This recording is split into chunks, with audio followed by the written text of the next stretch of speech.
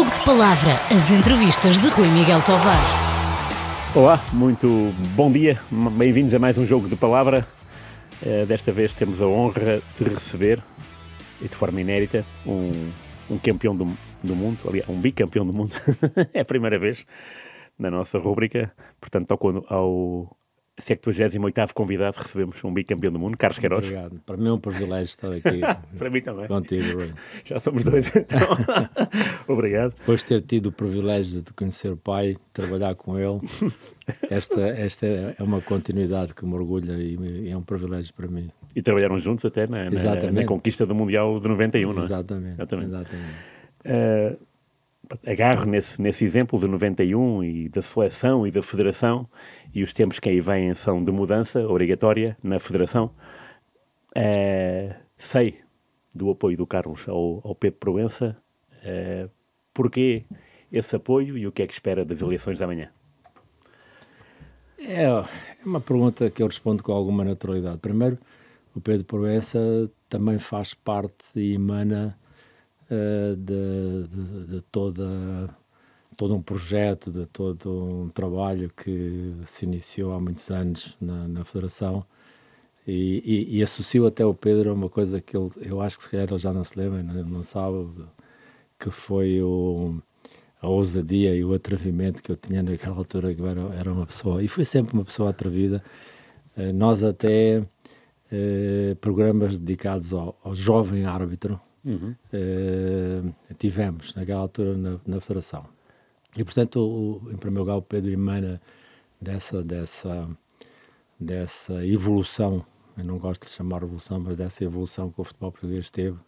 E, portanto, eu julgo que ele está em condições de poder entender o passado por aquilo que ele viveu, por aquilo que ele foi dentro do campo, pela neutralidade como árbitro que ele tem em termos mentais, em termos técnicos, relativamente ao jogo, relativamente ao futebol. E porque é uma pessoa que eu acredito nas suas capacidades, na sua determinação, na sua visão, porque quando conversamos não se apresenta contra ninguém, apresenta-se a favor do futebol. E isso estimulou-me e dá-me toda a confiança que ele será a pessoa certa, o leme do futebol português no futuro. Isto é no plano, digamos, pessoal, daquilo que eu conheço dele, da carreira, do exemplar, fantástica. Ele será um dos Figos, Cristianos Ronaldos do nosso futebol, num campo um pouco diferenciado. Mas é também porque eu acredito e penso que o futuro do futebol vai enfrentar algumas coisas difíceis, complexas. Nós vivemos para já num mundo que está a mudar, com desafios enormes em todos os aspectos. O futebol vai ter que responder a estes desafios que a sociedade, a economia, a indústria vão apresentar. Não vai ser uma coisa fácil e vai ser necessário muita determinação. Eu acho que o Pedro Proença tem essa, o futuro presidente, senhor presidente, se me atrevo a dizer assim, tem essa determinação, tem esse aventureirismo, mas apresenta-se com o critério que vai ser necessário para ter a ambição necessária de enfrentar esses desafios que o futebol vai ter. Não só o futebol em geral, mas os desafios que o futebol português vai ter nesse plano social, económico, político, os desafios que o futebol português vai ter em termos de competitividade internacional e, portanto, vai ser necessário uma pessoa que perceba o que é mudança no seu devido tempo, uma mudança que requer umas coisas simples, mas que não são nada simples. Repara, o futuro presidente da Federação, depois de chegarmos aqui, vai ter que fazer, como todos, vai ter que fazer mais. Já não é fácil. Vai ter que fazer melhor, ainda mais difícil. E vai ter que fazer mais depressa que os outros. Num contexto internacional, como eu estava a dizer, extremamente difícil. Portanto, eu confio e sinto esse entusiasmo, sinto essa determinação nele, sinto que é uma pessoa que não tem medo da mudança, uma mudança que tem que ser assente em dois vetores muito simples. Um é o conhecimento e o outro é a experiência. E a combinação destas duas, traduzida numa palavra muito simples, que é a sabedoria de saber tomar as decisões certas para o futebol português.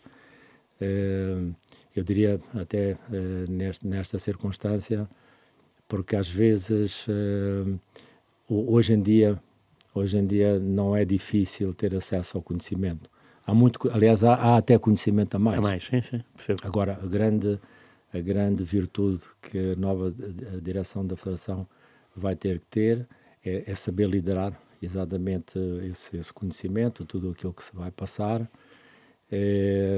Nós temos que ter a certeza que a nossa Federação vai liderar e não vai ser mais uma federação no rebanho do movimento associativo mundial. Portanto, uma coisa é estar no rebanho, outra coisa é ser capaz de liderar, antecipar o futebol. E, portanto, eu traduziria numa imagem simples aquilo que às vezes eu digo para os meus colegas, que é, isto parece uma salada de frutas, mas uma coisa é saber que o tomate é uma fruta. Outra coisa é saber que o tomate não se mistura na salada de frutas, isto é, uma coisa é o conhecimento, saber que o tomate é uma fruta, outra coisa é a sabedoria de saber fazer e trabalhar esta salada de frutas que se vai apresentar. Portanto, o desafio que o novo Presidente da Federação tem, que eu espero e confio que seja o Dr. Pedro Proença, não é fácil. Eu admiro a sua coragem. O futebol português vai precisar de inovação, vai precisar de mudanças, se quiser continuar a liderar e a estar no topo do futebol mundial, porque está nos primeiros 10. Portugal tem que estar nos primeiros 10 do futebol mundial. Tem que se manter lá, discutir essa posição num quadro europeu contra a França, a Espanha, a Itália, a Alemanha. Sim, a Argentina. No quadro internacional da América do Sul, a Argentina, o Brasil. Claro. Nos novos desafios, Estados Unidos, que vão, Japão, que são sempre grandes concorrentes. Portanto, parabéns pela coragem de ter assumido esta decisão e felicidades, porque ele vai precisar, e principalmente o futebol português vai precisar da sua liderança para podermos, como eu disse, estar à frente e antecipar o futuro do futebol português no campo internacional. O Carlos acabou por me responder a uma segunda pergunta que dizia respeito. O Carlos saiu da Federação em 2010 com o Mundial e nos últimos 15 anos queria que me falasse de forma sumária como é que vê o estado da Federação e o estado da seleção. E ao dizer-me que de facto o Pedro Proença precisa de fazer melhor e é difícil e mais quer dizer que o trabalho foi muito bem feito. Daí até cá. Não é a questão não é, nem interessa saber se foi muito bem feito, médio bem feito, isso não é o que está, o que interessa saber é em que ponto é que nós estamos. Estivemos e conseguimos pôr a seleção nacional nos últimos anos no top 10 do futebol internacional, e isto trouxe-nos grandes benefícios e grandes vantagens sob o ponto de vista do negócio, nesta indústria do negócio e da parte técnica do jogo, em termos culturais, em termos de projeção do país, projeção dos jogadores, etc. Portanto, independentemente do mérito, e que foi muito e foi bom, dos jogadores, da Federação, qualquer que seja o presidente que venha a seguir, qualquer que seja o treinador que venha a seguir, sim, a sua missão mais, claro. E a sua responsabilidade a fazer mais, melhor, e aqui nesta circunstância mais depressa do que os outros, porque se nós não tivermos um passo à frente das outras seleções e das outras federações, corremos sérios riscos de entrar em declínio. Isto é, Portugal tem que ter consciência, tem que ser ambicioso, mas é isto que eu estou confiante que o Pedro Proença vai ter uma visão muito clara sobre este aspecto. Não basta ser ambicioso, nós temos que ser ambiciosos e realistas nas decisões que vamos tomar. Okay. Porque o futebol está em mudança, a sociedade está em mudança, e, portanto, é preciso ter coragem de tomar essas decisões antecipadamente. Mas, como eu disse, há muita informação, há muito conhecimento, há muitas coisas para fazer, e não é só fazer por fazer, porque quaisquer que sejam as decisões ou as ações tóxicas que nós possamos tomar, se elas forem tóxicas, os resultados serão tóxicos. Portanto, o desafio é enorme, a responsabilidade é enorme para ele, para todos nós, e nós todos temos que estar unidos. Portugal vai ter que estar unido, é isso que eu confio, e eu gostei da sua visão, da sua apresentação, porque ele não se apresenta contra ninguém, ele apresenta-se a favor do futebol e exatamente dessa responsabilidade. Quando eu digo estar à frente, repare, uma coisa que é incontornável, Rui, nós temos um mercado de 10 milhões de pessoas. Começa logo por aí. Claro. É como se houver um restaurante que tem 20 mesas, eu não posso servir 40 refeições, tem 20 mesas. Portanto, a nossa solução, a nossa receita tem que ser sempre excelência, qualidade, vender sempre a nossa excelência, a nossa inovação. E isto é um desafio enorme, mas também é extraordinariamente atraente.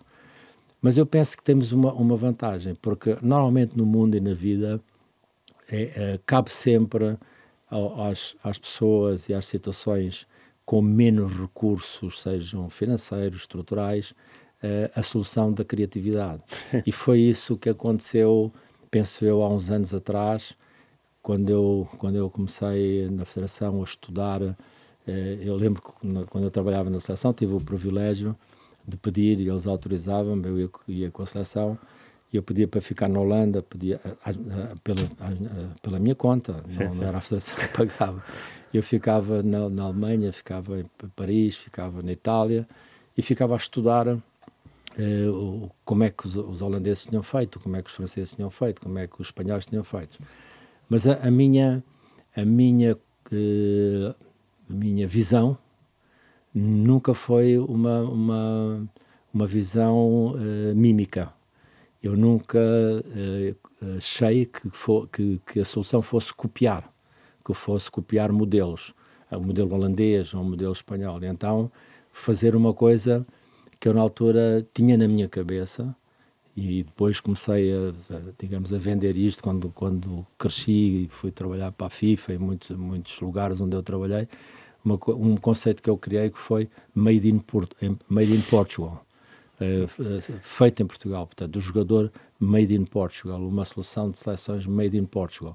E foi sempre isso que foi a minha mensagem quando fui trabalhar para os Estados Unidos, para a África do Sul, para a Colômbia, para todos esses sítios, foi Made in Colômbia, Made in África do Sul, porque todos os países e todas as soluções que quiseram copiar o modelo espanhol, ou o modelo brasileiro, ou o modelo holandês, nunca tiveram sucesso. Claro, precisa-se de uma identidade própria, não é?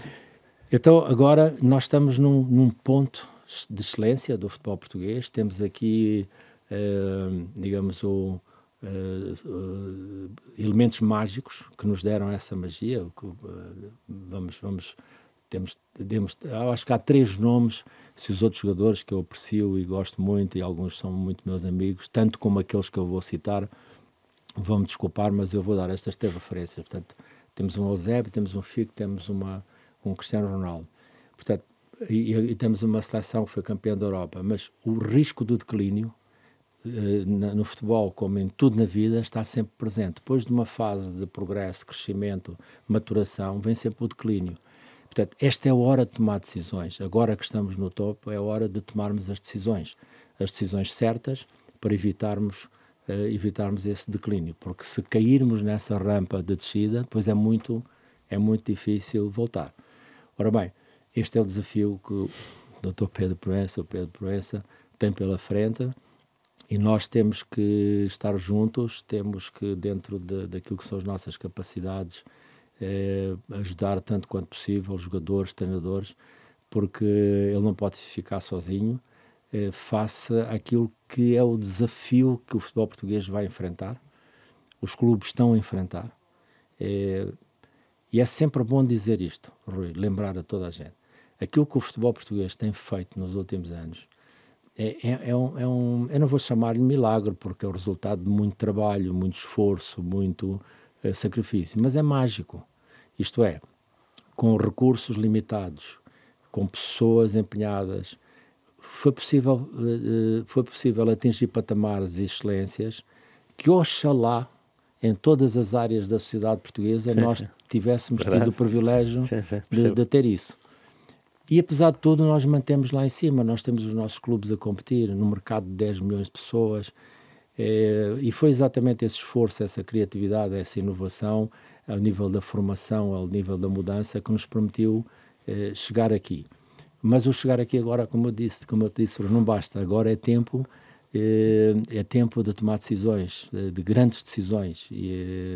Mas, outra vez, cuidado, porque não é só nem sempre novas tecnologias ou inovações significam progresso. Claro. E é aqui que eu confio que o Pedro possa ter exatamente esse exercício de escrutínio para exercer a liderança e pôr Portugal na frente e não no rebanho. Muito bem. Há bocado o Carlos falou de Made in Portugal e aquilo que a luz que se acendeu aqui teve a ver com o regresso muito ao passado, ao regresso em que o Carlos estava na Federação, no início, porque o Carlos é olheiro, antes de ser selecionador, foi olheiro. E uma coisa é descobrir o João Pinto, que se calhar está à vista de toda a gente, outra coisa é descobrir um Palmadeira no Algarve ou um Paulo Alves em Trás-os-Montes. Estes são os exemplos mais distantes que eu encontro. O Palmadeira era do Lusitano Vila Real Santo António, não é? E o Paulo Alves nem do Vila Real. Vila Real. Como é que se nota um jogador assim? Como é que eu e o Vivo é que repara nisso? É interessante. Olha, e pode dar mais exemplos.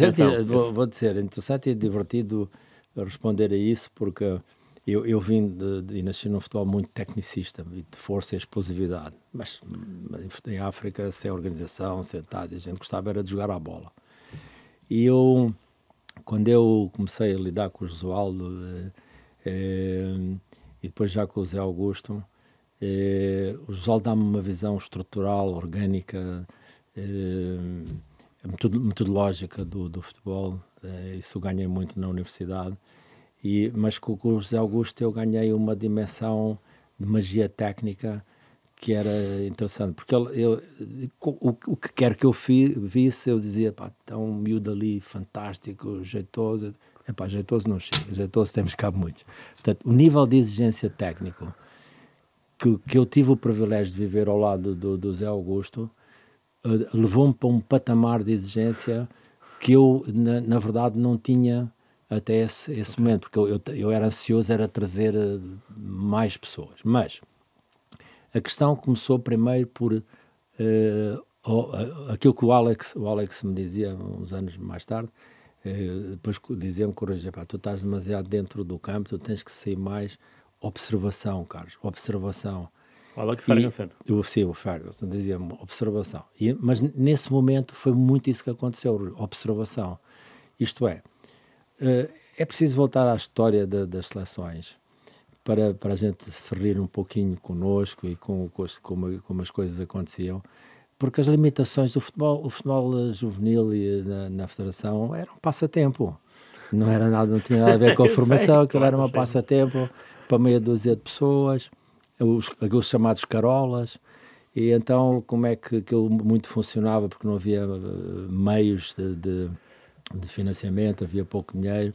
Então vivia muito à base dessa carolice, dessa amizade. Então eram pessoas que viviam em alguns sítios, que davam informações, e os jogadores vinham da Torre Alta, vinham daqui, vinham ali à experiência. Mas na Federação, teoricamente, o Benfica já deve ter visto isto tudo, o Sporting já deve, portanto, este gajo mandou estes jogadores para cá, pois. Mas estes aqui com certeza que são melhores. Ora, quando eu cheguei, comecei a trabalhar com o Zé, eu decidi ir ver os jogadores. Decidi ir ver os jogadores por todo o país, por todo lado. O Paulo Alves costumava-me dizer que no balneário, quando lhe disseram que estava o selecionador nacional, eles pensavam que era brincadeira, que era gozo. Os jogadores não acreditavam que o selecionador nacional pudesse chegar, porque saía-se pouco. Não é que usual, que não fossem, às vezes, ver. Só que eu fui a todo lado. Eu levantei as pedras todas que havia neste país para ver jogadores, para falar com as pessoas, para os ver nos próprios locais. E o plano de seleção mudou. O plano de recrutamento e de seleção mudou porque as observações mudaram, passaram a ser mais intensas, mais sistemáticas, mais repetidas.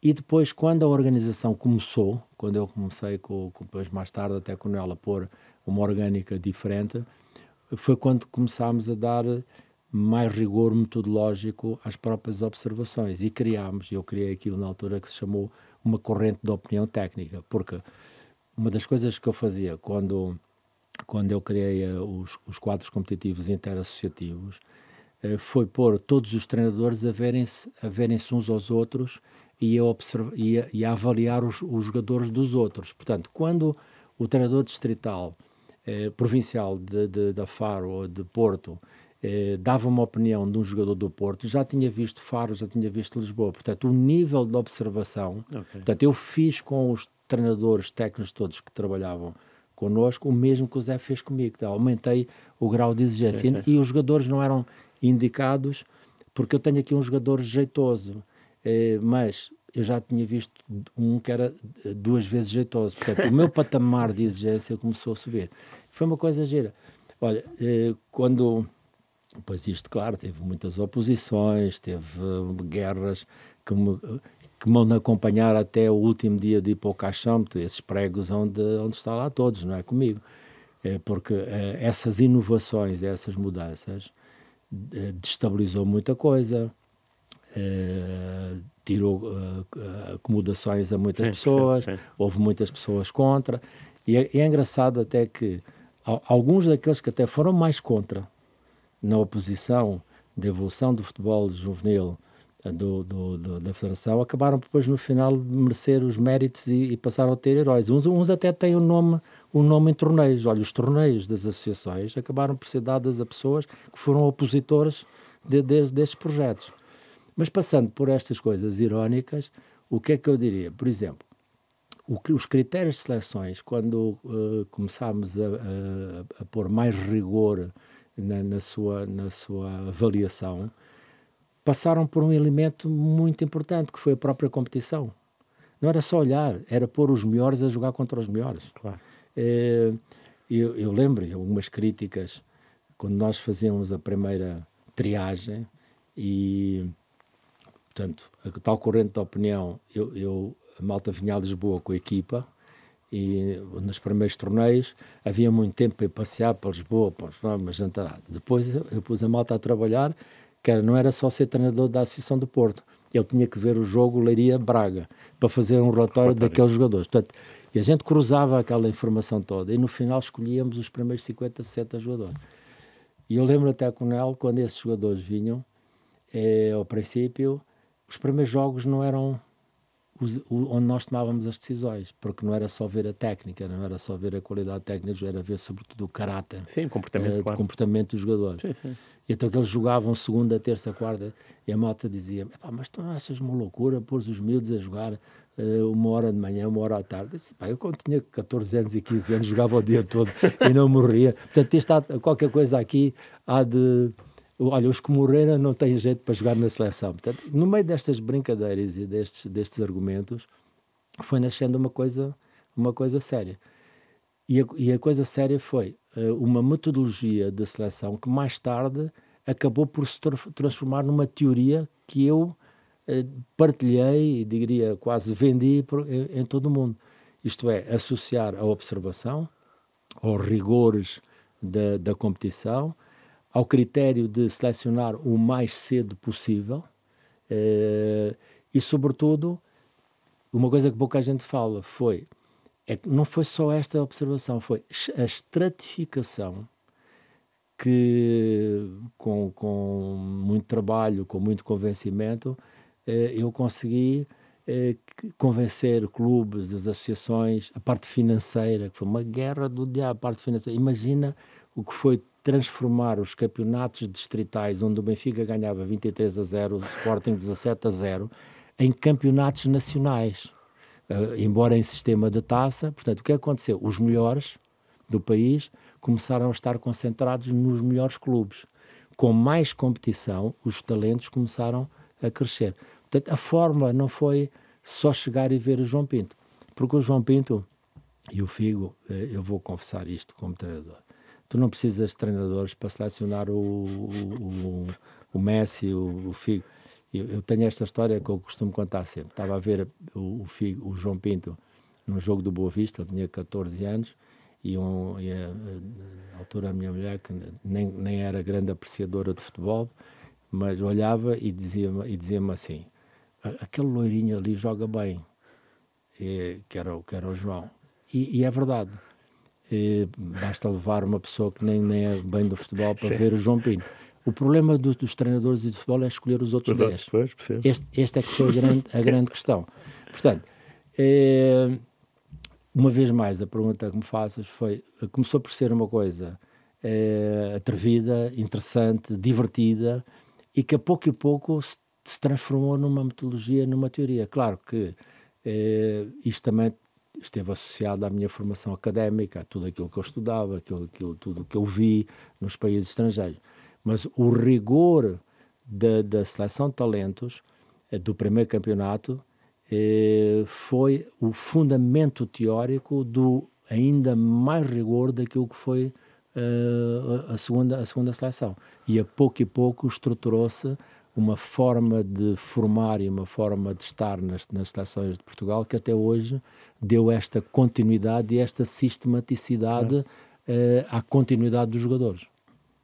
O Carlos falou de Josualdo Ferreira e José Augusto, e eu, há dias, tive a sorte de estar com o Fernando Santos e falámos sobre o Mário Wilson. Exatamente.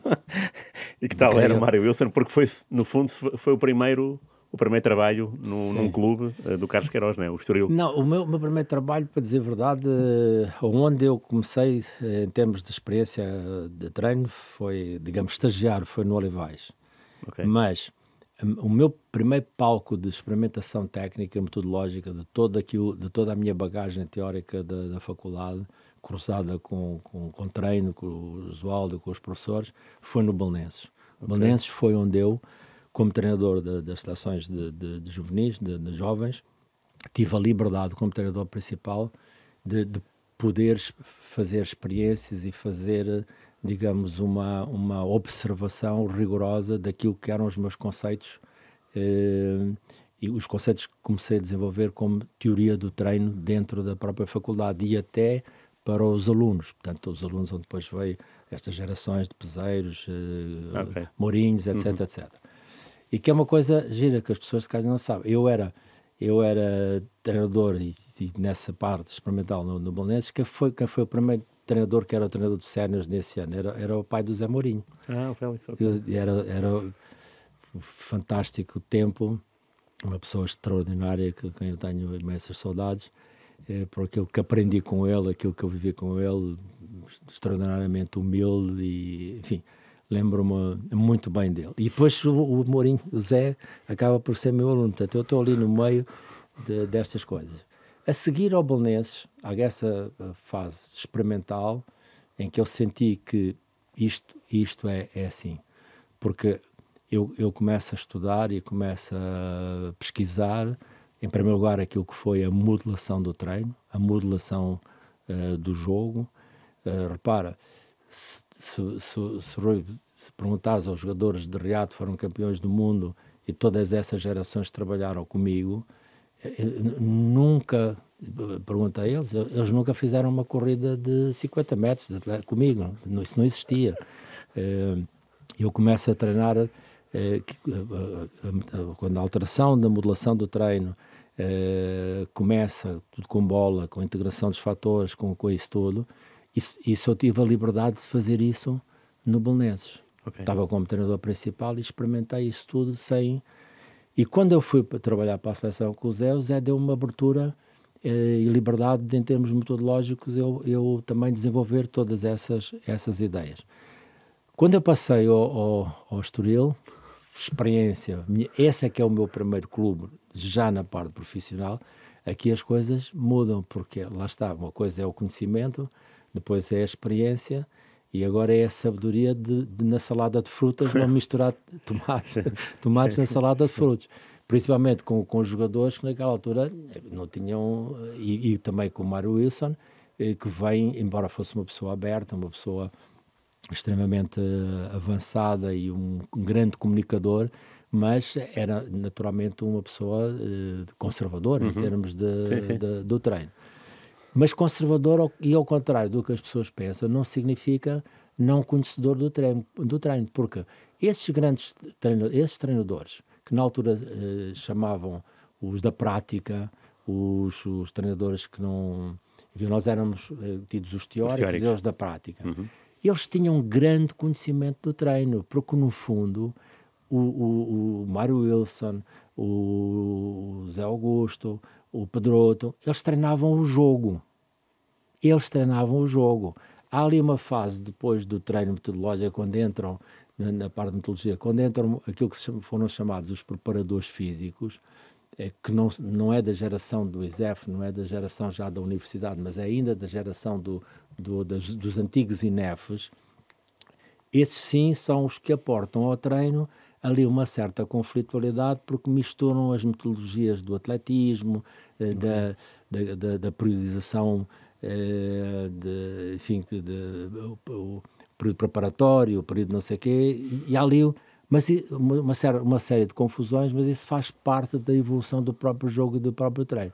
Portanto, o Estoril, para mim, é a grande experiência da verdade, da essência do futebol, daquela, com o meu querido amigo Central, quando ele, Amilcar, tens que fazer gelo, Amilcar, fizeste gelo? Mista, fiz, no copo, não era para fazer no copo. Epá, não era no copo, era no joelho. Portanto, pois, essa equipa era muito famosa, não é? Fantástico. Mas eram jogadores com uma entrega, com um coração, Barros, Amilcar, Isidro. Eu aprendi muito com eles. Foi David Byrne, não sei se te lembras de um fantástico jogador. Portanto, foi uma escola, e ali começam outras etapas da minha universidade, claro. No Estoril. E é aqui que se dá um ponto no curso de treinadores. O Zé Augusto era o meu parceiro. Portanto, o Mirandal da Costa teve a visão de juntar os tais teóricos e os práticos. Ele teve a habilidade de nos juntar, apadrinhado na altura do Sr. Oliveira, o Pedroto, e através dos cursos de treinadores começa a haver uma comunhão de Manuel de Oliveira, começa a haver uma certa comunhão e integração de ambos os lados do conhecimento do treino, o conhecimento prático, o conhecimento mais teórico, mais científico. E o Zé Augusto era o meu parceiro, começa-me a desafiar para voltar para os júniores da seleção.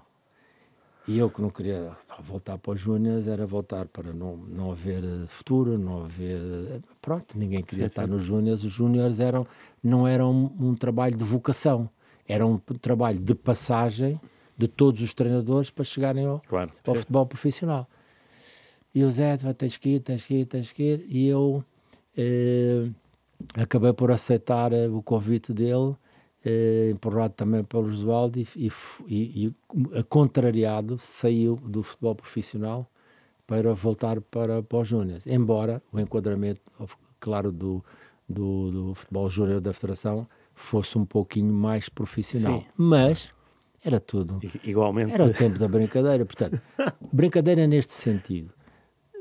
Chegar às seleções nacionais de júniores não era um princípio. Era um prémio de carreira. Isto é, os jogadores do Benfica, Porto, Sporting, os melhores jogadores recebiam como prémio ir à seleção. Estou a simplificar um pouco sim, as sim, coisas. sim. Por isso é que nós, na maior parte, e nós já tínhamos sido praticamente campeões da Europa, dada a qualidade técnica dos nossos jogadores na altura do Simões. Sim, 61, claro. 61. Sim, sim. Portanto, nós tínhamos ali um potencial. Mas é aqui que se descobre um mundo. Eu ouço Henri Michel Bolonha um dia numa conferência e eu fiquei sentido por esta afirmação. Se há um futebol na Europa cujo potencial de desenvolvimento está virgem, é o futebol em Portugal.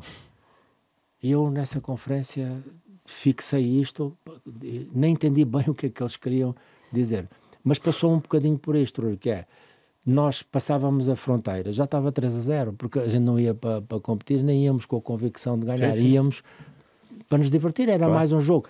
E a própria seleção, nesse tempo, nós tínhamos seleções júniores a competir, porque a UEFA obrigava, e era uma obrigação estatutária que a Federação tinha que ter, porque onde era preciso cortar, era nos júniores, era preciso poupar dinheiro, era nos júniores. Portanto, o conceito de formação em futebol profissional nasce deste empenhamento e desta luta que eu depois tive dentro da Federação, em que eu comecei a dizer, se nós temos futebol profissional, tal como em engenharia, em medicina, em isto e naquilo, o conceito de formação em futebol profissional também tem que existir. Claro. Sim, sim. E ele começa ali com uma data de atrevimentos, eu chamo-lhe hoje tudo de atrevimentos, como é que eu ousei lembrar-me de trazer a escola para dentro da Federação? Uma coisa que ainda hoje não consigo compreender. Foi com o Mirandela, fomos buscar treinadores, o Agostinho vem para ser não vem para ser treinadora. Eu quando fui buscar precisava mais de um treinador, esta é a verdade, mas o que é que eu arranjei? Arranjei ali um enredo que, como o Agostinho era professor num liceu, ele seria, digamos, o pedagogo dentro da seleção que iria dar as aulas aos jogadores que estavam a faltar. Isto foi tudo assim, com malabarismos e construções. E resultou bem. Mas já agora, olha, eu pego nesse fim de frase e digo 1989, Portugal é campeão europeu sub-16 e depois campeão do mundo. Aliás, primeiro é campeão do mundo sub-19 na altura, não é? Sim. E depois é campeão europeu sub-16 na Dinamarca com a RDA, não é? 4-1. Exatamente. Esse é um ano de ouro por excelência do futebol português. Mas 2 títulos. Repara, é isto que é. Foi nessa altura que sem as pessoas. Porquê é que isto passou? Aquilo, eu chamo ao trabalho que eu fiz na altura depois com a ajuda das pessoas, que eu fiz e que iniciei, era um bocado, eu dava esta imagem que era como se fosse os escoteiros. Aquilo era uma coisa de miúdos, era uma pessoa de adultos vestidos de calções. E, portanto, ninguém ligava muita importância, nem levava muito aquilo a sério, até que de repente fomos campeões. E aí há muita gente que se começa a querer meter na fotografia. Atenção, mas que é isto? Então, mas agora os juniores vêm na primeira página, à frente da seleção A e da seleção... E que há também o mérito da imprensa portuguesa, a imprensa portuguesa institucional, na altura não havia os mídias, não é? Que teve, digamos, o mérito, teve a coragem de trazer isto para cima. A vossa geração, nossa geração... que também dentro dos jornais tinham os seus próprios conflitos com os mais velhos, como todos nós, e como acontece em todas as coisas, mas a verdade é que toda a imprensa institucional, rádio, televisões, trouxe o futebol júnior para cima. Porquê? Porque as seleções estavam carentes de sucesso. O país estava carente de sucesso. Então, repara, quando eu fui jogar 89, na entrevista técnica da FIFA, a nossa seleção é a seleção que se apresenta com 8 dias de treino. Todas as outras andaram a estagiar 1 mês, 2 meses, 3 meses, 4 meses. Mas o que não estava nesses 8 dias de treino eram os 2 ou 3 anos de preparação sistemática que aquela seleção já tinha tido. Quando nós fomos... Portanto, o trabalho cumulativo e sistemático que nós desenvolvemos nos anos antecedentes foi o que nos permitiu ir para Riad com 8 dias de treino. Percebo. Porque estava tudo feito. Quando nós fomos em 89, na fábrica, na linha de montagem, já estava a equipa de 16, já estava a equipa de 91. 91, claro. Portanto, foi exatamente essa lógica de sistematicidade e continuidade que o plano o conceito de seleção de talentos, o conceito de observação e seleção de talentos estruturou, porque havia uma sistematicidade e uma continuidade que, quando terminámos 91, a seleção de 93 já estava feita, óbvio. 93, 95, 95. Então, quando estes jogadores, hoje, que alguns que eu chamei de miúdos, mas até já temos um ou dois jogadores, já têm netos, quando estes jogadores começaram a ser treinadores e começaram a perceber o que é que tinha acontecido com eles, eles deram uma continuidade extraordinária às seleções. Todos estes treinadores que depois a seleção acabou por recrutar, no fundo, fizeram evoluir todas estas ninhadas. Sim. E a formação não parou nunca. Qual foi a grande imagem deste trabalho? Que é esse trabalho de continuidade, esse trabalho de sistematicidade, deu uma luz, que não foi preciso nenhuma revolução, deu uma luz de liderança aos clubes. Isto é, 89, 90, os anos 90, o desenvolvimento do futebol é feito por um comboio, em que há uma série de carruagens, que são os clubes, e a máquina foi a Federação Portuguesa de Futebol. Em 2020, nós temos os clubes a serem as máquinas de desenvolvimento do futebol. Porquê? Porque todos eles estruturaram mini-federações de formação dentro das suas próprias estruturas. Se há coisas que eu me orgulho, foi exatamente ver este legado técnico. Quer dizer, claro que é uma satisfação pessoal e divirto-me à brava com as histórias e as coisas que se passaram em 89, 91, 93, a classificação para o Mundial 94, que é uma aventura que ainda, não sei se ainda é hoje que a gente vai ter tempo para contar, com a história da porcaria, que eu um dia tenho que a contar, não é? Não sei, então conte. Eu já conto, então. Se me desafiares, eu conto. Mas o legado técnico que resultou desta filosofia, desta ideia, que germinou um pouco, eu não digo mas com muito divertimento. O Nel costumava dizer, a gente não ganha muito, mas divertimos-nos à brava. Mas essa é a coisa que mais me orgulha, que foi uma onda, foi algo que se estruturou, que se cimentou por todo lado e que deu até hoje os frutos fantásticos que todos conhecem. Estás-me a desafiar para a porcaria? Estou, porque foi logo a seguir. Exatamente. 89, 91, depois é a seleção A. Então, dizer-te o seguinte, em 93, quando o Arthur sai da seleção e o João Rodrigues era o presidente, olha, primeiro, que as pessoas não sabem, eu fiz uma campanha para o Mundial de 94, em que eu tive que aturar no bom sentido, tive que lidar com 3 presidentes da federação. Portanto, eu comecei com um, depois veio o presidente provisório, Lopes da Silva, depois veio o Vaz. Isto significa que não havia estabilidade nenhuma ao nível da estrutura orgânica da federação. Passa pela cabeça Portugal ficar a um golo do Mundial 94 num momento de renovação com um conjunto. Nós jogámos com 8 ou 9 miúdos com 20 anos e 21 anos em São Ciro, dos quais 7 no ano a seguir foram todos para a Europa. Jogadores que não estavam maturados, não tinham ainda experiência internacional, mas fomos a um golo com a Itália e com a Suíça até ao último segundo. Mas o pior não foi isso. O pior foi ter que explicar, trabalhar e fundamentar as coisas com 3 presidentes diferentes na mesma campanha.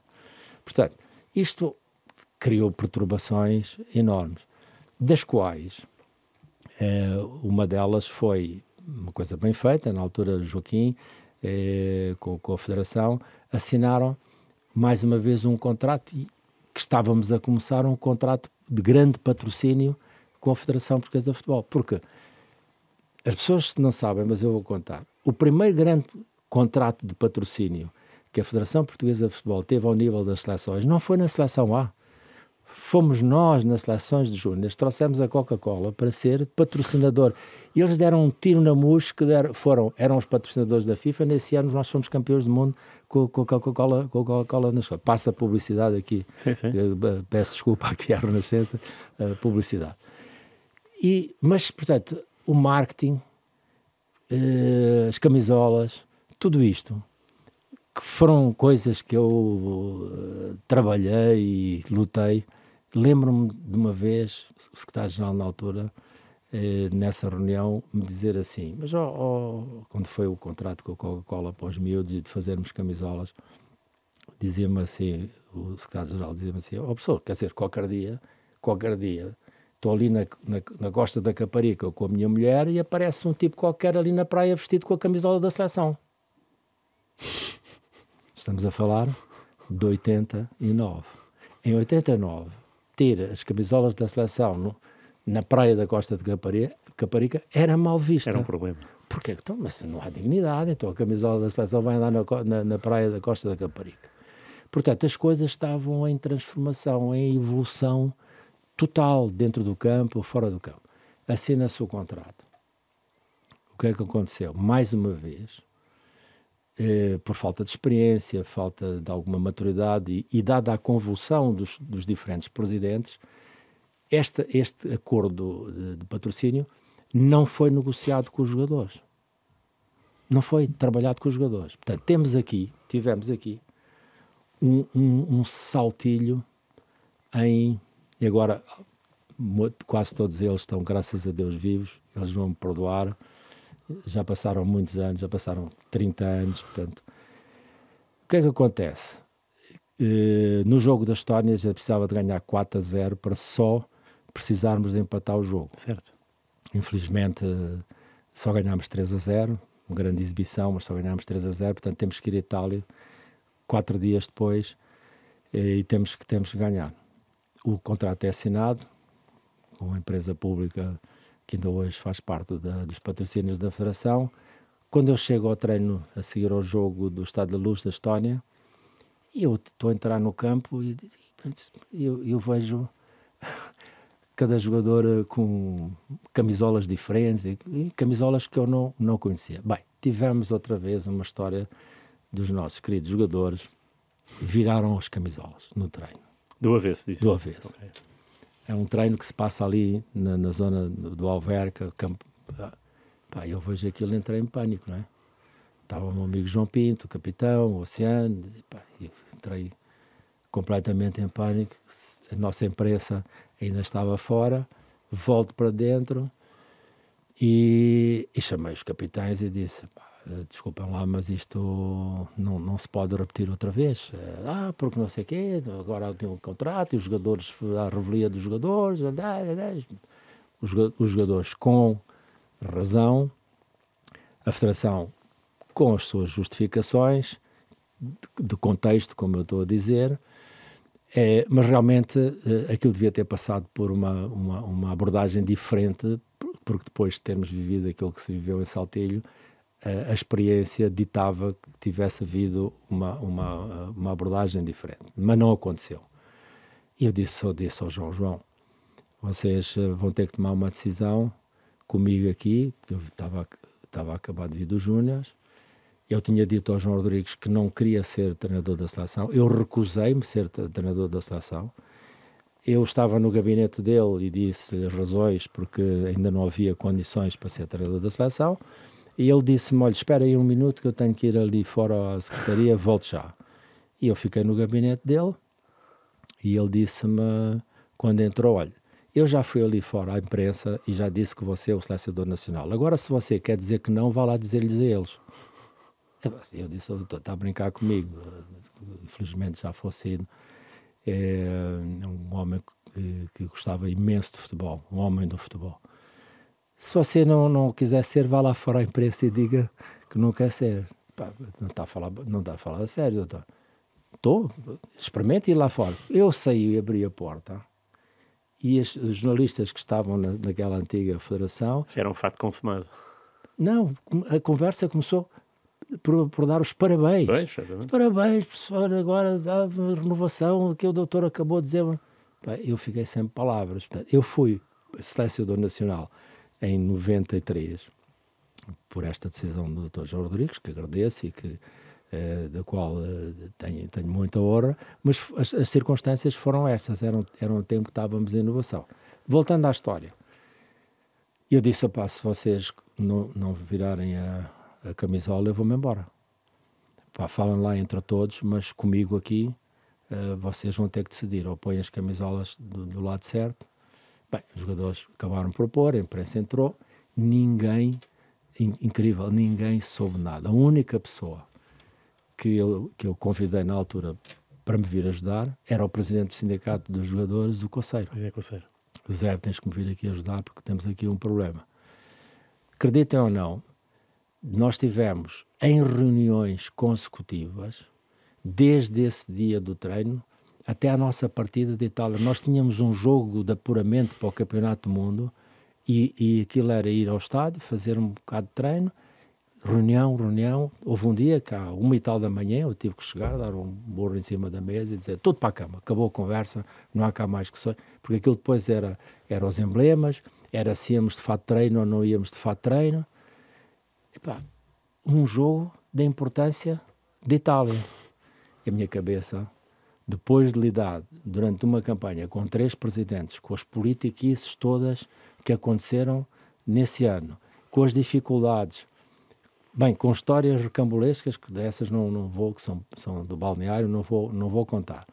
E depois, ainda por cima deste incidente, a gente vai para a Itália e discutimos aquele jogo taco a taco, com os miúdos dentro do campo, até ao fim. O que a história engraçada é que, quando há o penalti a 9 minutos do fim do gol fora de jogo do Nino Baggio, e a expulsão, do Fernando Couto, eu estou em pé com o Nelo a conversar e eu, 1 minuto antes, eu digo assim, Nelo, se nós chegarmos até aqui, se não fossem, e depois disse porcarias com M, se não fossem as...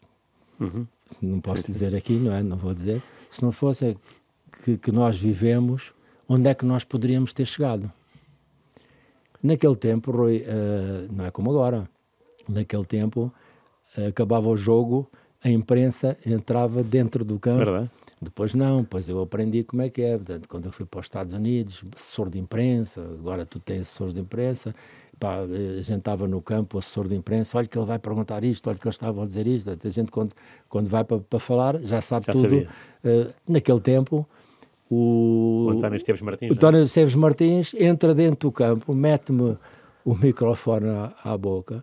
Eu, como não podia dizer porcaria a começar com M, não podia dizer o que tinha dito ao Nelo, saiu-me aquilo. Se não fosse as porcarias que a gente...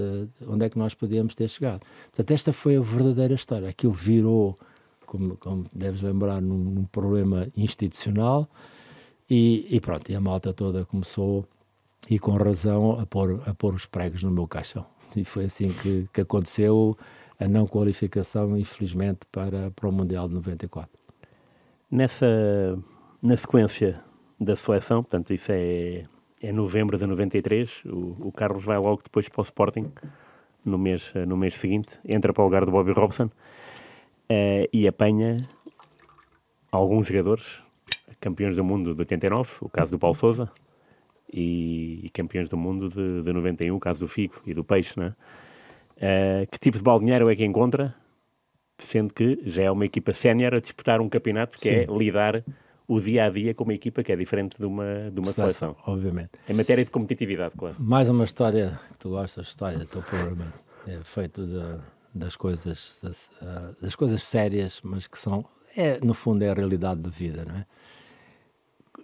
Eu depois fui a casa, um dia eu decidi ir à casa logo do presidente Vítor Vasques, uma pessoa excelente, que infelizmente também já não está connosco. Eu fui pedir-lhe desculpa pessoalmente, aliás já lhe tinha pedido desculpa em Roma. Depois fui à casa dele pedir desculpa pelo embaraço todo que aquela frase tinha causado. Mas o presidente Vítor Vasco sempre me apoiou e esteve ao meu lado. Então, o que é que eu me disse ao Carlos? Eu vou ter que mover um processo disciplinar. Não vou ser eu a fazer, há pessoas que vão fazer o processo disciplinar. Portanto, o que eu te aconselho nós temos que ser capazes de arranjar uma forma de ultrapassar isto. Há muito trabalho para fazer, a renovação, os miúdos, portanto, tudo aquilo que era, digamos, o projeto que estava em cima da mesa, mas convém que tu te prepares e que arranjes uma forma para responderes ao inquérito, ao processo disciplinar.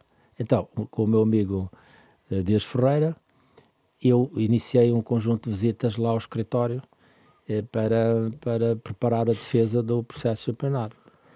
E um dia estive lá a trabalhar com ele, saí e chovia como Deus mandava, e não passava nenhum táxi. Não passava nenhum táxi, ao fim de 10 ou 15 minutos, estava ali fora, lembrei-me, naquele tempo não era o tempo dos telemóveis, não é?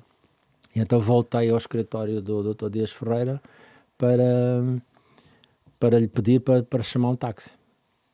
Com quem é que eu dou dentro do escritório?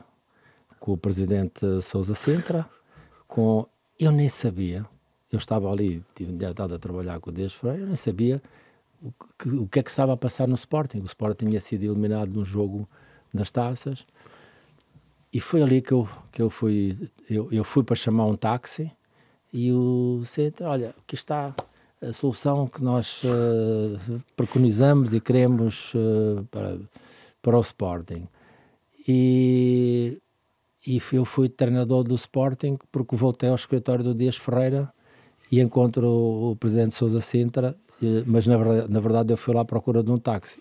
E quando eu cheguei lá dentro, que eu não sabia, não via notícias, e o convite me foi feito, foi-me dito que o Sr. Bobby Robson já tinha saído, já estava despedido. E eu disse, bom, vamos discutir aqui uma proposta, eu sou capaz de admitir isto, mas primeiro eu tenho que amanhã ter uma conversa com o engenheiro Vítor Vasco, porque se calhar eu admito, depois deste clima, desta atmosfera toda e da não qualificação, se calhar é hora de eu partir e de ir para outro projeto. Portanto, eu quando fui falar com o engenheiro Vítor Vasco no outro dia de manhã, eu fui na convicção que o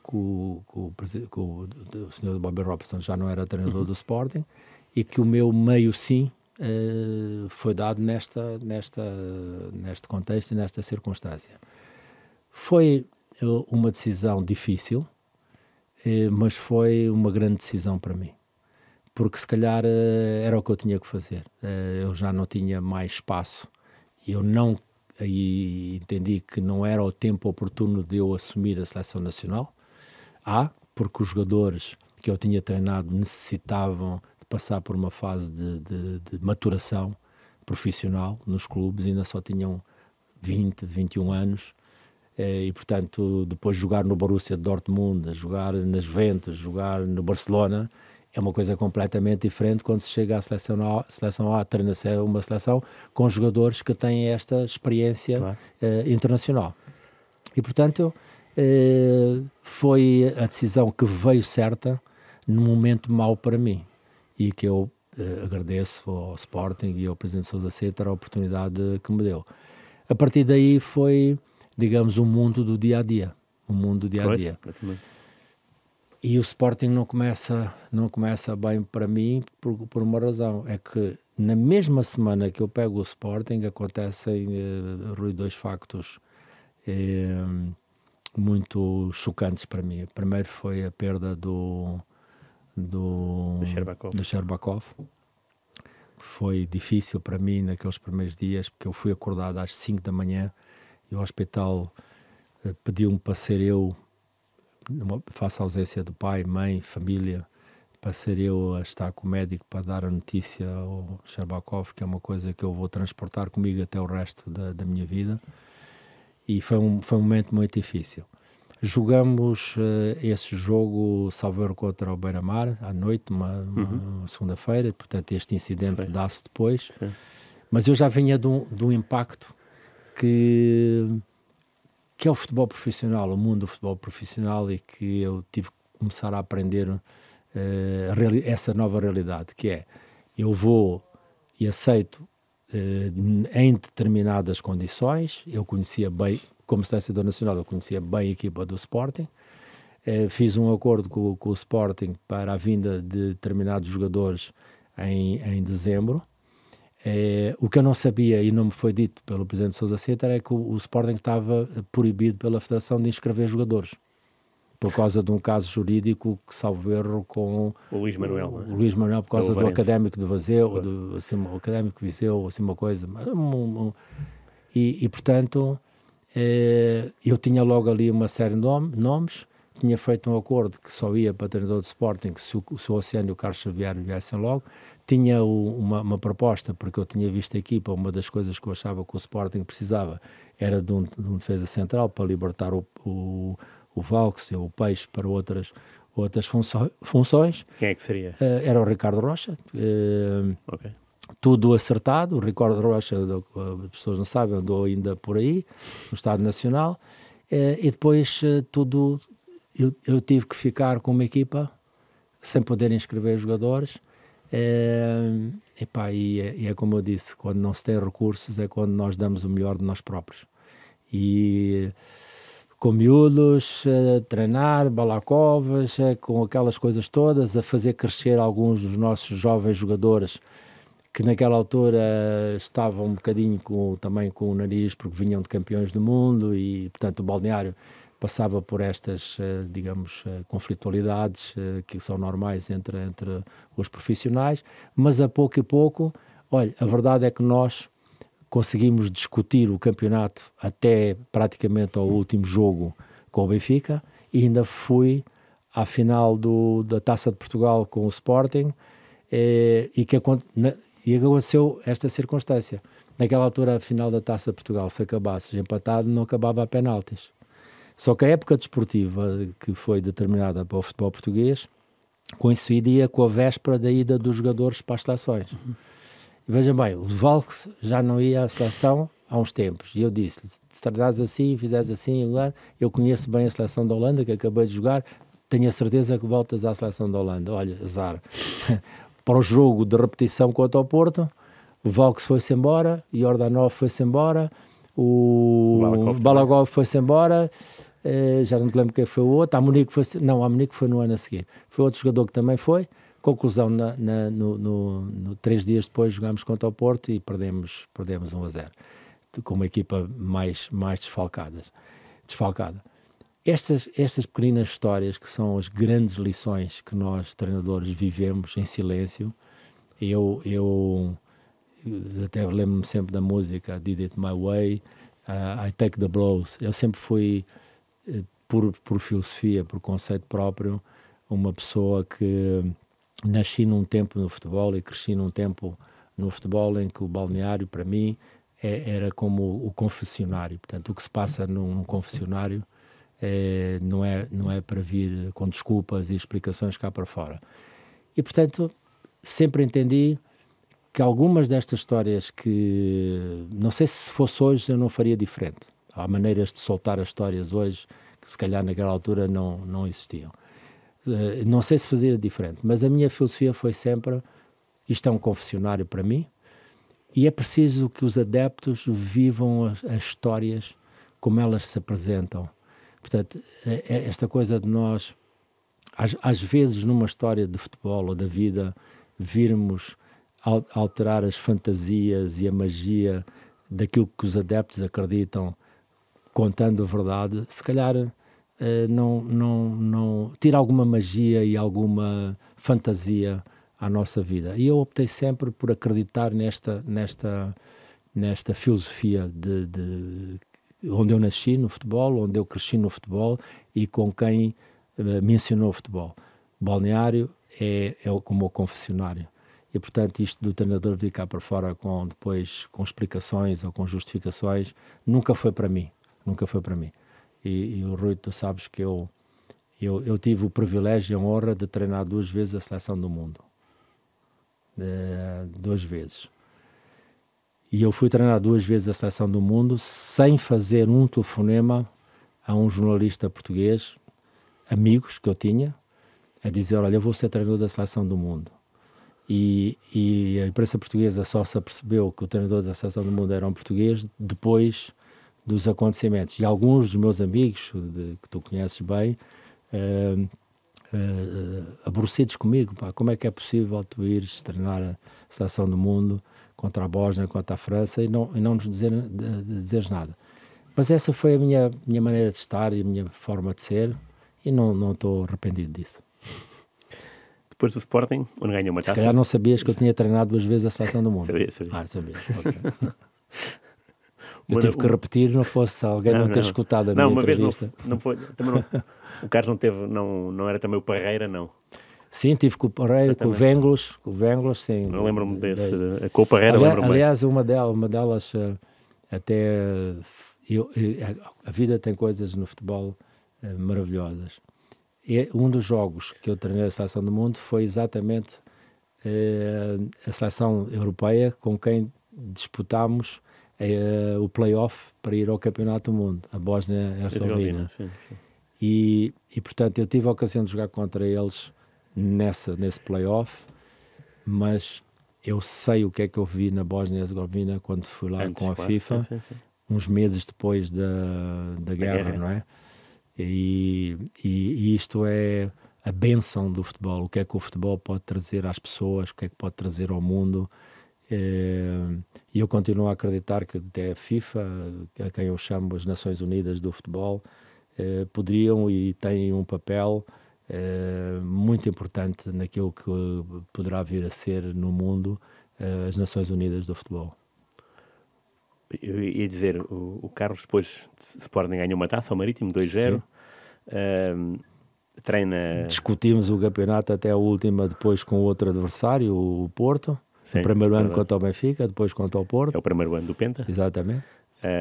Depois vai Metro Stars em Nova Iorque, Gran Poseito no Japão, portanto Estados Unidos, Japão, e o último clube é o Real Madrid.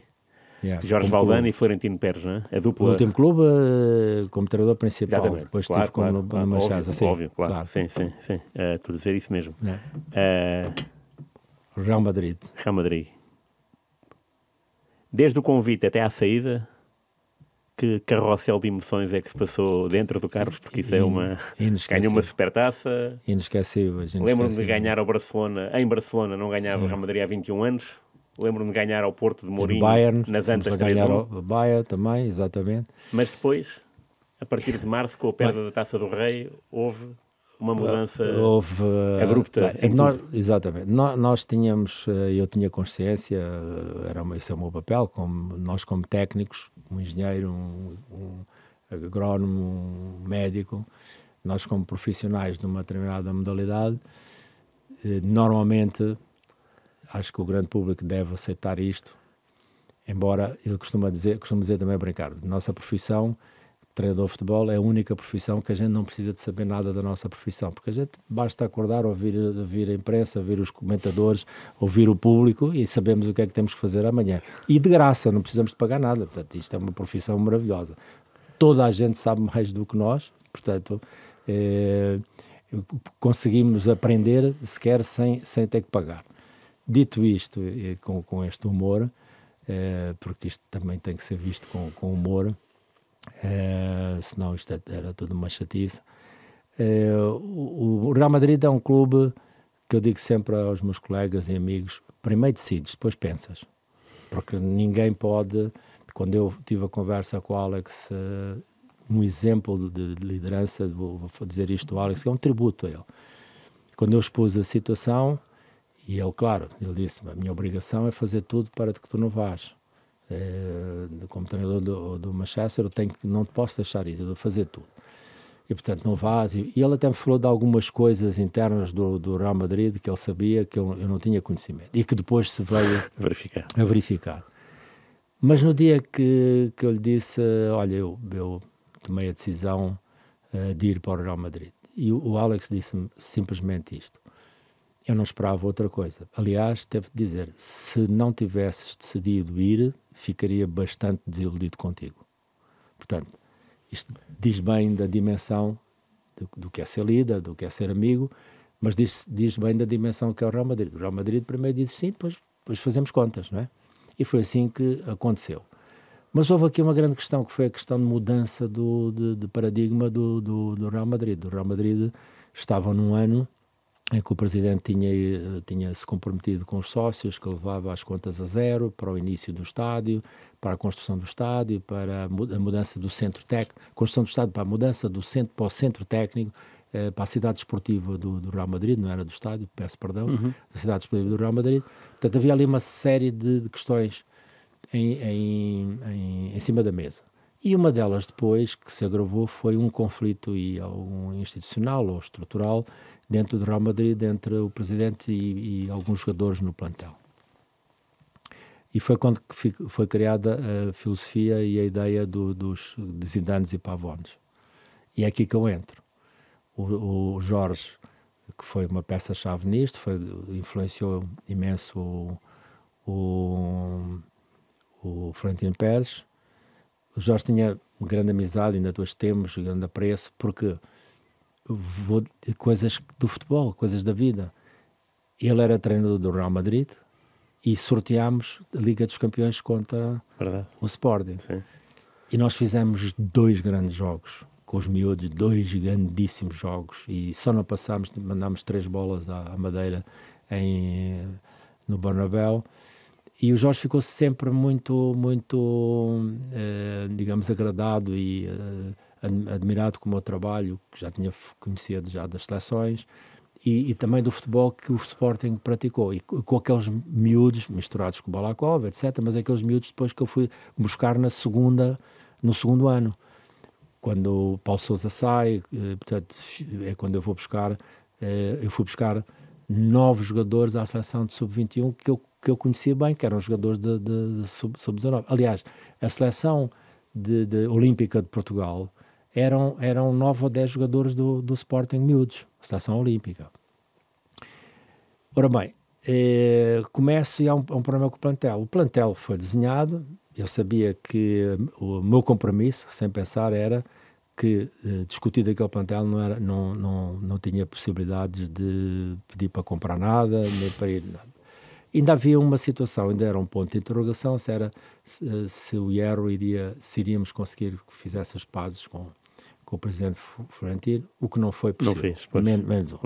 Mas nunca esteve em cima da mesa aquilo que eu chamei os três pecados mortais do Florentino Pérez. O primeiro foi a venda do Makelele. Para o Chelsea. O Makelele estava no plantel, foi acordado ficar no plantel. O Morientes era do plantel. Foi emprestado ao Mónaco, não é? Foi emprestado ao Mónaco na noite da Supertaça. E até tem uma história recambulesca, porque eu estou no pátio, a tirar o carro, e despedi-me do Raul e do Morientes, Deus, esta manhã, às 10, né? Esta manhã, mister, mas tu não sabes que eu amanhã já não vou treinar. Não vais treinar? Porquê não vais treinar? Então o mister não sabe que eu fui emprestado ao Mónaco.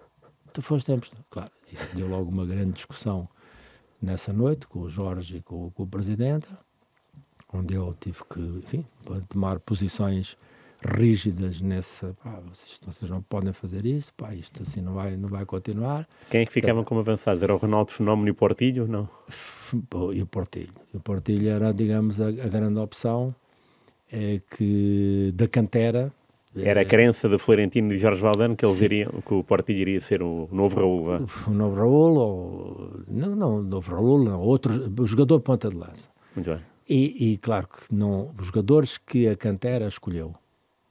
E eu dizia ao meu amigo do scouting, que trabalhou comigo na seleção há muitos anos, do Real Madrid, eu um dia estava com ele e ele confidencialmente disse-me: Carlos, estes jogadores não têm qualidade para vestir a camisola do Real Madrid, mas as condições económicas que o clube estava a viver naquele ano obrigaram-me a ficar com Núñez, com Raul Bravo, com Portillo e agora temos esquecido o nome dele, um defesa central, o Loirinho. Bom, eram bons rapazes, jogadores com alguma qualidade, mas não eram jogadores para o Real Madrid. Claro. Quer dizer, não podemos confundir. Eu dizia muitas vezes ao Jorge, e o presidente dizia, desculpa lá uma coisa, vocês dois já viram mais jogos no Bernabéu do que alguma vez eu hei de ver em toda a minha vida. Vocês não podem convencer a mim que acreditam que estes jogadores são jogadores para jogar no Real Madrid. Portanto, com essa conversa para mim não serve. Mas pronto. Já bocado falava dos 3 pecados mortais. Makelele, Morientes e depois o Milito. O Milito, o defesa central. Ao central, o Gabriel Milito. Okay. Exatamente. Não é avançado, o defesa central. Que depois foi para o Saragossa. Exatamente. O avançado é o Diego. O central é o Gabriel Milito. Sim. Exatamente. Então, nós tivemos depois um esforço enorme de convencimento com o Florentino para contratar o Milito, que depois do Makelele sair, pelo menos tenho pelo menos um defesa. Eu joguei a época do Real Madrid com o Raul Bravo, a defesa central, que não era titular sequer no Bolton. Atenção, portanto eu tive que me virar. Eu fui buscar, mesmo à cantera do Real Madrid, estão aí, Juan Fran, fui buscar a equipa de sub-17. Fui buscar o Mejía, a equipa de sub-19, e o Juan Fran, a equipa de sub-17 do Real Madrid. E é isto que eu dizia há bocadinho até de Pedro Proença. As situações em que nós não temos recursos, sejam financeiros, humanos, é quando nós damos o melhor de nós mesmos, quando somos mais criativos e inovadores. Portanto, a equipa tinha realmente um déficit de profundidade. Enquanto os jogadores principais, aqueles 12 ou 13 jogadores, duraram, o coitado do Helgueira dizia, eu vou morrer aqui. Eu punha o Helgueira a médio, depois punha a central. Epá, esta equipa, desculpa lá, tens de jogar a central. Olha, esta agora tens que ir para o meio campo. E portanto, os jogadores foram, digamos, espremidos até ao máximo. Porque cedo se verificou que realmente o jogador número 13, 14, 15 não estavam à altura das responsabilidades do Real Madrid. Portanto, isto foi disfarçando até que o meu amigo Ronaldo resolveu, com a autorização do presidente, ir fazer um anúncio ao Brasil. Veio, a gente estava a jogar em casa, estávamos a 7 pontos, creio eu, do Valência, nessa altura, e com a minha experiência, já trabalho em futebol, aquilo não andava, não desatava, e eu, no segundo tempo, meti-o dentro do campo, e estávamos a 7 pontos, não era preciso ele entrar, porque podia marcar mais à frente, mas aquela coisa de estarmos a 7 pontos... estavam com 7 pontos de avanço. À frente. Ok, está bem. E eu ponho o Ronaldo, teve 4 ou 5 minutos dentro do campo, fez uma ruptura, e pronto. A partir do momento em que, com a equipa mais cansada e com o Ronaldo, aqueles jogos todos lesionados e sem poder dar o seu contributo à equipa, a equipa ressentiu-se imenso disso. E diga-me só uma coisa, entre Ronaldo e Roberto Carlos, quem é o mais gozão de todos? É difícil dizer quem é o campeão, mas talvez tenham estilos diferentes. O Roberto é mais aberto, é assim um moço divertido, mais frontal, mais teatral. O Ronaldo é mais subtil, é mais jocoso nas suas brincadeiras. Mas tem alguma história agora do Ronaldo assim, os dois, com esse estilo jocoso? Os dois, eu tenho uma história, ainda ao princípio, ele foi do Brasil, no princípio estava um bocado... Eu treinei o Ronaldo já numa fase em que ele tinha grandes problemas com os joelhos. E mesmo assim para mim, o jogador que eu treinei, digamos, mais fenómeno do futebol, com todos, eu incluo todos, mais fenómeno, foi o Ronaldo.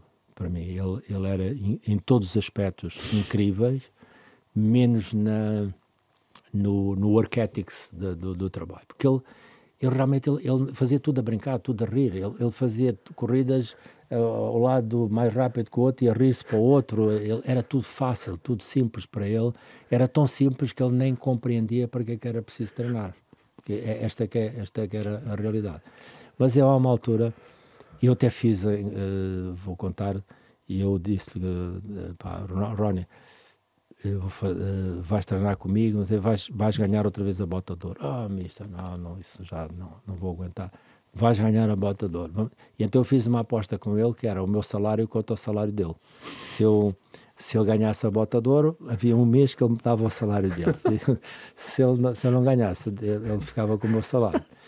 E ele estava, antes de lesionar, estava com não sei quantos gols, agora não, em termos de precisão, mas estava na corrida, ia ganhar a bota de ouro, até que chegou esse dia em que eu me precipitei, talvez novo, um bocado de vaidade, de ganhar todos os jogos em casa, a equipa estava num balanço e num entusiasmo, jogávamos bom futebol, jogávamos um futebol excelente, e então ele lesiona-se. Mas a história com ele é que a gira com o meu amigo Aldair, um dia telefonei-lhe e disse, vamos ter aqui este evento das figuras do futebol, não sei o quê, queria-te pedir um favor. Como ele tinha sido contemporâneo do Ronaldo na altura na seleção, eles tinham uma boa relação, ele tinha uma ascendência, o Aldair foi sempre assim uma pessoa, quando vieres aqui vais-me ajudar, que eu preciso dar aqui umas esticadas por causa do peso do Ronaldo, os dois juntos. Está bem, mister, não há problema. Então foi o jogo, no jantar, o Ronnie foi à mesa buscar comida e depois disse, estás a ver, Coca-Cola, disse, este gajo temos que apertá-lo. Quando ele vai buscar outra vez comida, o Ronnie disse, cara, você, por amor de Deus, já vai comer mais, não sei o quê. Então, não, olha para ele, e ele a brincar assim na mesa, disse, você não tem vergonha, olha para essa barriga.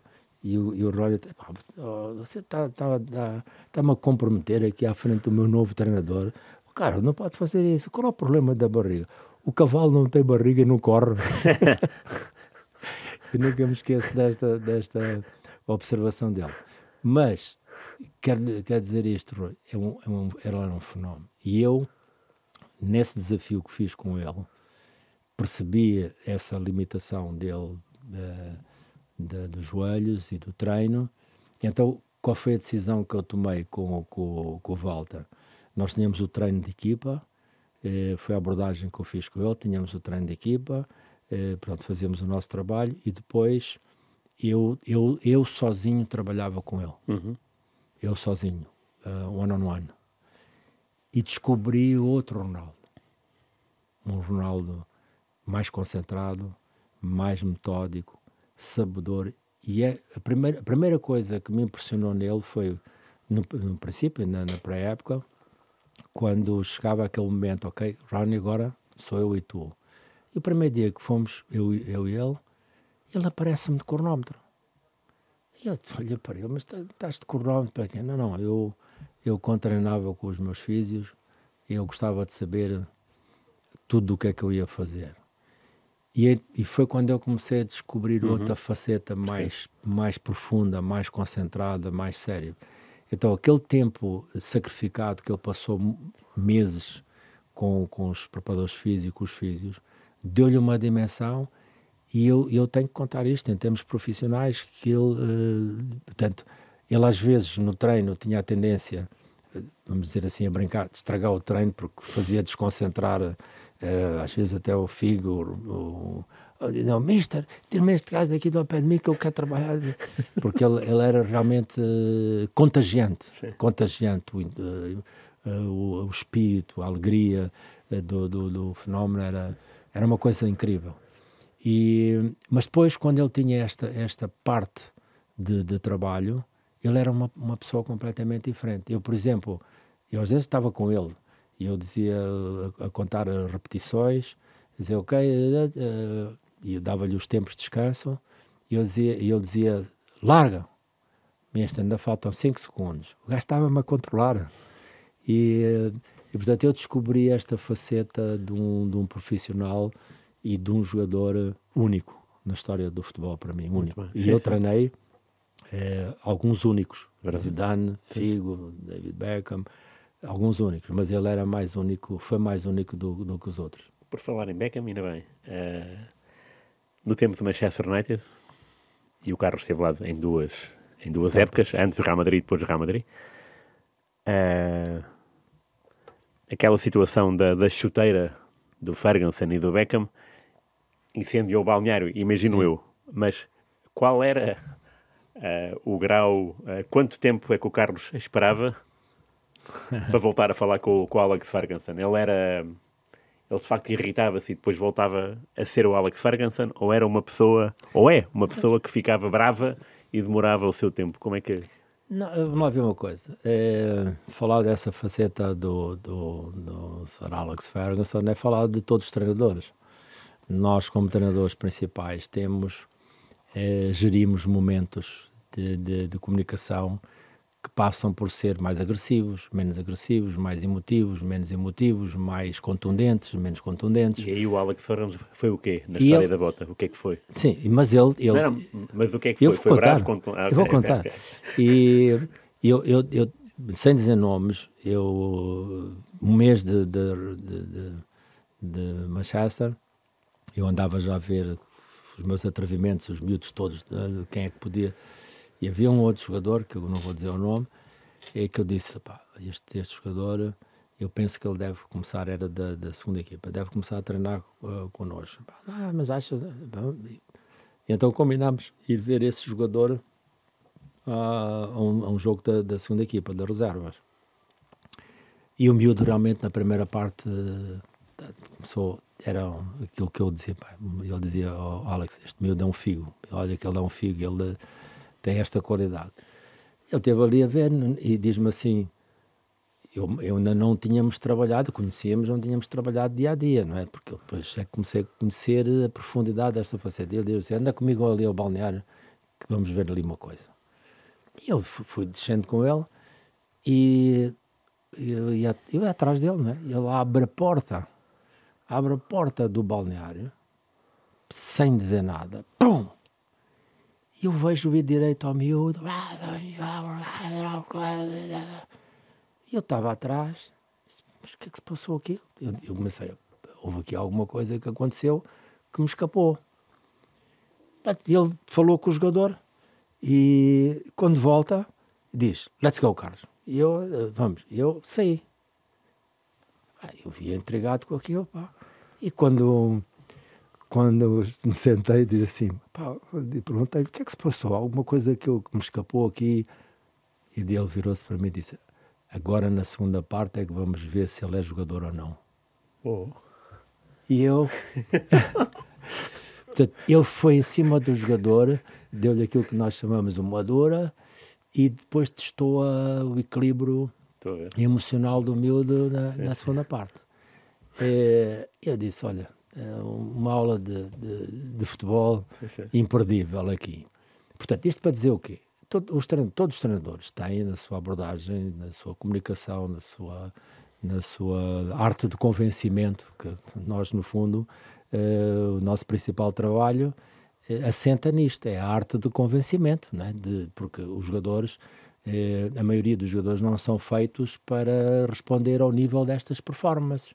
Portanto, o nosso trabalho é convencer que os jogadores são, na sua esmagadora maioria, melhores do que aqueles são. Isto faz parte do trabalho de qualquer líder, que é fazer dos seus jogadores, dos seus soldados, melhores do que aqueles que eles realmente são. Portanto, tirando esta explicação de enredo, depois existem os momentos.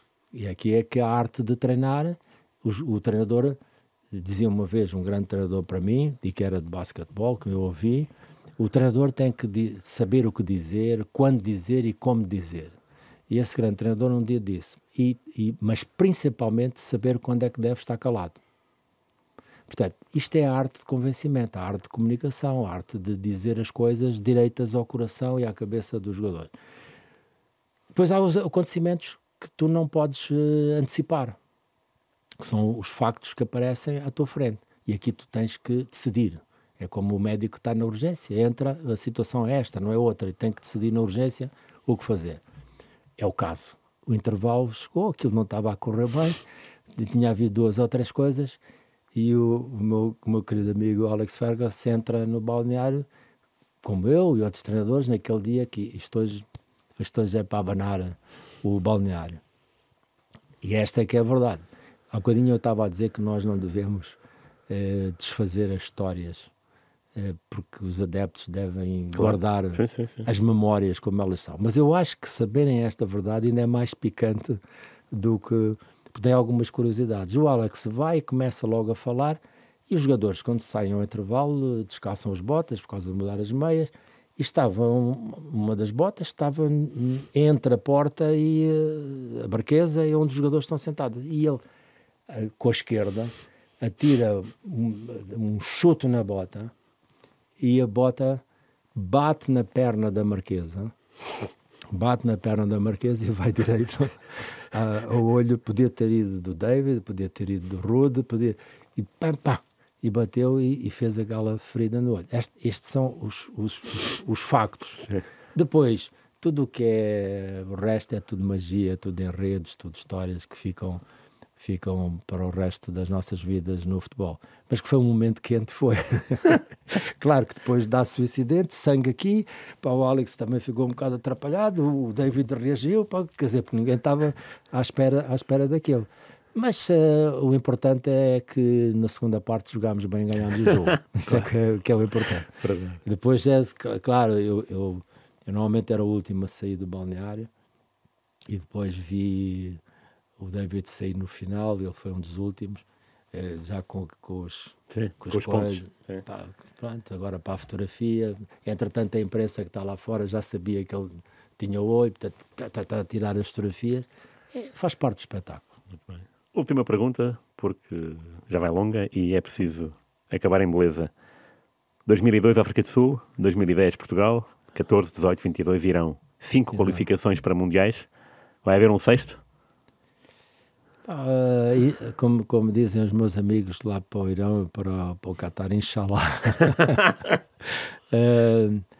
Não sei, é uma decisão que agora já não tem a ver com o futebol, tem a ver comigo. Eu durante toda a minha vida, nunca demorei muito tempo a pensar nos projetos, que sempre que me apareceram propostas, projetos, ir para o MetroStars. Repara, quem é que naquela altura... Houve colegas meus, amigos meus, pensaram que disseram, pá, tu estás louco, mas estou treinando a seleção de Portugal, de Sport, vais treinar o MetroStar. Foi uma das melhores decisões da minha vida, treinar com os jogadores internacionais. Era o Donadoni, não era? Não. Donadoni. O Meola na baliza. Um mundo diferente, Meola. De repente, o que é que me aconteceu? O mundo do futebol da América do Sul começou-se a abrir para mim, porque quando tu começas a ser visto pela televisão do Caracol, Rádio Caracol, da Colômbia, Brasil, as coisas, o mundo abriu-se para mim.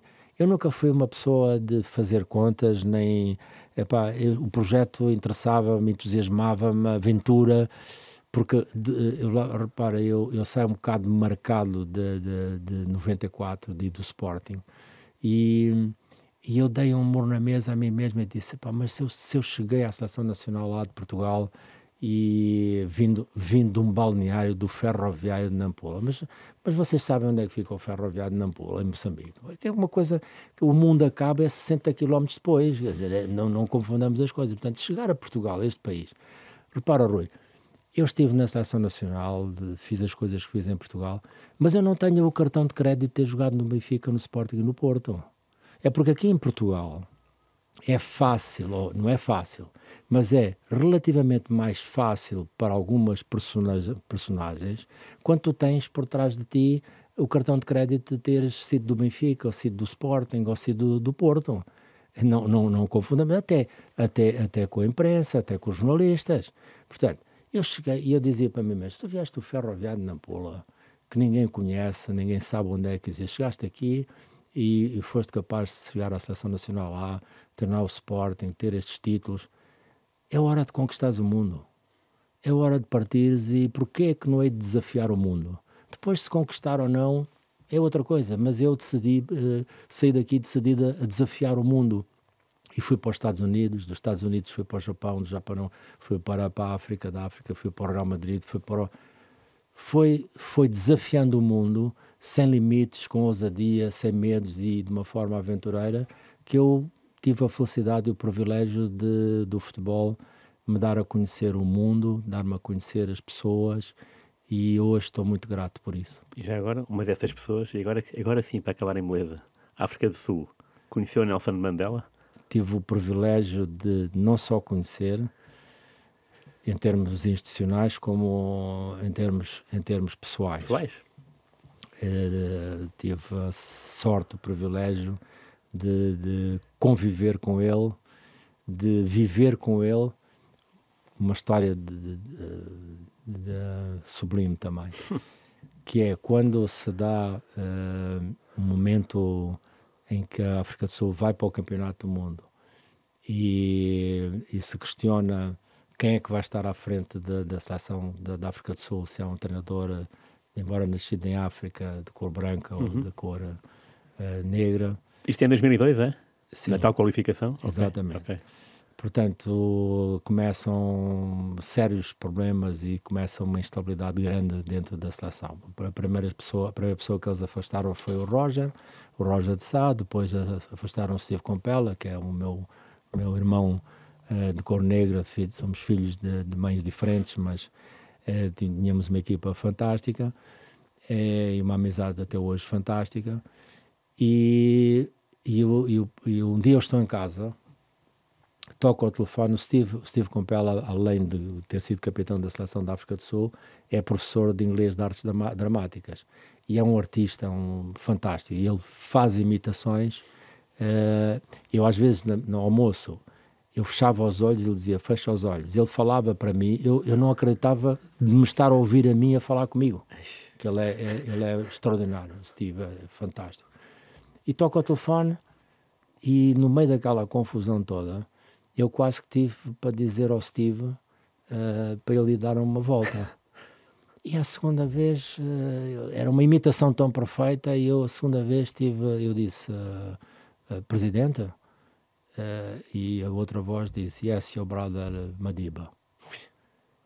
E eu até me pus de pé, eu estava em casa, que eu não acreditava.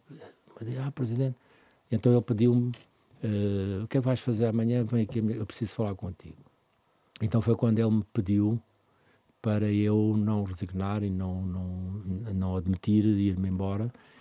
E ele disse-me uma das coisas, à frente do Olifante e do Danny Jordan, ele disse-me, eu não estive 27 anos na cadeia para serem vocês agora a pararem este sonho que eu tenho de ver dois africanos, um de cor branca, outro de cor negra, à frente da minha seleção da África do Sul.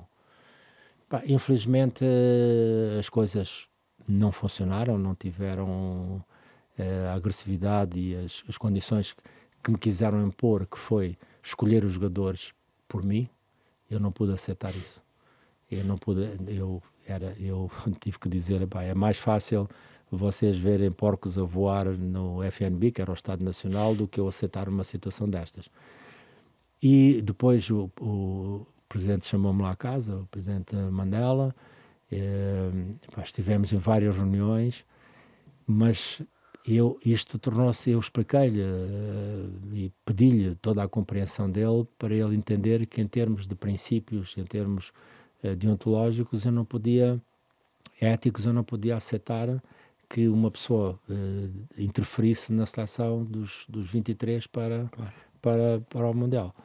E então acordei com Danny Jordan e com o Olifante não ir ao Mundial, com tudo preparado, a equipa em estágio, hotel, tudo, e eu disse que não ia.